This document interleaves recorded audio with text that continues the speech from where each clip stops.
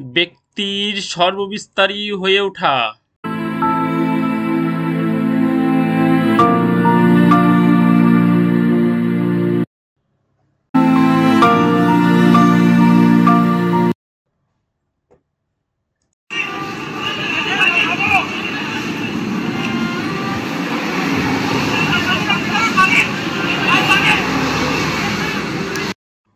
যৌক্তিক কোটা সংস্কার আন্দোলন নিয়ে বর্তমান প্রধানমন্ত্রী শেখ হাসিনা মুক্তিযোদ্ধাদের নাতিপুতিরাও পাবে না, তাহলে কি রাজাকারের নাতিপুতিরা পাবে? সেটা আমার প্রশ্ন, দেশবাসীর কাছে প্রশ্ন। আর যদি না আমাদের কিছু করার নেই। এই লো লেভেল আর্গুমেন্ট সাধারণ ছাত্র সমাজ পাহাড় সম ঘৃণাভরে প্রত্যাখ্যান করে।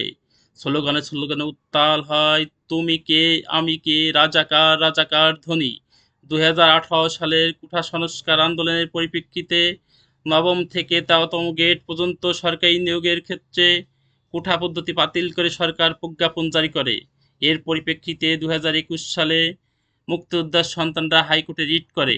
হাইকোর্টে রিটের ফলে 2024 সালের 5 জুন নবম থেকে 13তম গ্রেড পর্যন্ত সরকারি চাকরিদের মুক্তিযুদ্ধের সন্তান জন্য 30% কোটা পদ্ধতি বাতিলের সরকারি সিদ্ধান্ত অবৈধ বলে ঘোষণা দেয় হাইকোর্ট। এর প্রতিবাদে সাধারণ ছাত্রছাত্রীরা কোটা সংস্কারের জন্য শান্তিপূর্ণ কর্মসূচি চালিয়ে যেতে থাকে। তাদের শান্তিপূর্ণ কর্মসূচিতে বাংলাদেশ ছাত্রলীগ নৃশংসভাবে হামলা চালায়। ছাত্রলীগের হামলার প্রতিবাদে সাধারণ শিক্ষার্থীরা রাস্তায় নেমে আসে। সাধারণ শিক্ষার্থী ও জনতার উপর পুলিশ রাবার বুলেট, সাজোয়াজান, কাঁদানে গ্যাস, সাউন্ড গ্রেনেড ব্যবহার করে আন্দোলন প্রতিহত করার চেষ্টা করে।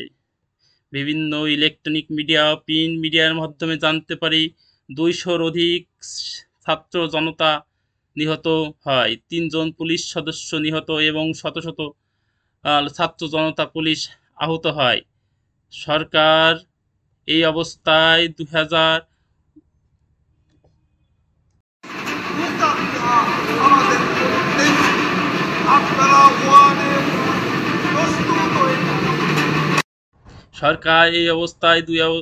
2024 সালের 19 জুলাই রাত থেকে কারফিউ জারি করে এবং 21 থেকে 23 তারিখ পর্যন্ত সাধারণ ছুটি ঘোষণা করে। দেশের সব স্কুল কলেজ বিশ্ববিদ্যালয় বন্ধ ঘোষণা করে দেয়।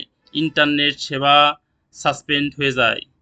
21 তারিখ 2024 আপিল বিভাগে হাইকোর্টের রায় বাতিল করে এবং 93% মেধার ভিত্তিতে অর্থাৎ 90% মেধা, 5% মুক্তিযোদ্ধার সন্তান ও বীরাঙ্গনা, 1% ক্ষুদ্র নৃগোষ্ঠী ও 1% প্রতিবন্ধী ও তৃতীয় লিঙ্গ এই সুবিধা ভোগ করবে বলে রায় দেয় এবং দ্রুত সরকারকে প্রজ্ঞাপন জারি করতে বলেন। সাধারণ শিক্ষার্থীরা হত্যার বিচার ও সারা দেশে ধরপাকড়ের জন্য আন্দোলন চালিয়ে যায়। And street violence may have ended for now, but police in Bangladesh are arresting more students. People have been killed there in a week of violence. The quota scheme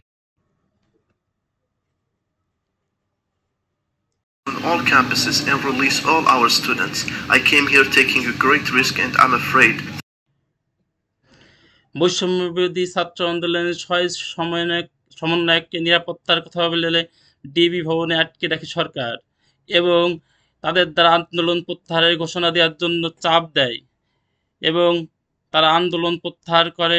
টিভির চাপে, সরকারের চাপে আন্দোলন প্রত্যাহার করে।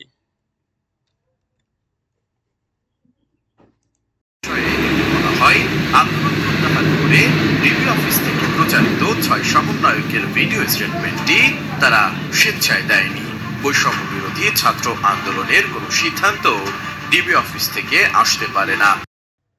সাধারণ শিক্ষার্থীর আন্দোলন প্রত্যাহার না করে নতুন কর্মসূচি 9 দফা দাবি পেশ করে।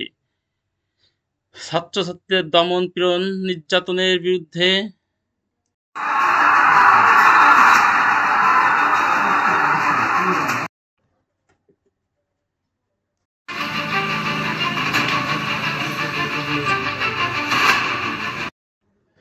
বিভিন্ন মানবাধিকার সংস্থা amnesty international In public and private, we continue to call for a lasting and peaceful resolution. Human Rights Watch Bangladesh government urgently to disclose full details about last week's crackdown on protests amid growing আমেরিকার state department, ইউরোপীয় union, জাতিসংঘ গভীর উদ্বেগ প্রকাশ।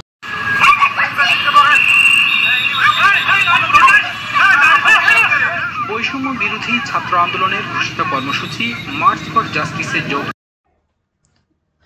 এই আন্দোলনকে বাংলাদেশের বিভিন্ন পেশাজীবী, ক্রীড়াঙ্গনের ব্যক্তিবর্গ, সাংস্কৃতিক ব্যক্তিবর্গ বেশ কিছুদিন ধরে মনে হচ্ছে এটা একটা গণ আন্দোলনে পরিণত হচ্ছে। রাজনৈতিক ব্যক্তিবর্গ, কবি, লেখক, সাহিত্য সীমান্ত কি এখন সারাট পর্যন্ত এসে থেকেছে যে পৃথিবী আজকে এখন এখানে? আমরা তীব্র নিন্দা জানাই এবং প্রতিবাদ জানাই এবং তাদেরকে প্রত্যাহার করার দাবি জানাই। শিক্ষার্থীদের দাবির সাথে একাগ্রতা প্রকাশ করে। রাষ্ট্রীয় মদতে হয়েছে, রাষ্ট্রীয় বাহিনীর দ্বারা হয়েছে এবং রাষ্ট্রীয় বাহিনীর সহযোগীদের দ্বারা হয়েছে। তারা এই হত্যাকাণ্ডের বিচার করবেন না, কারণ তারা নিজেরাই হত্যাকারী।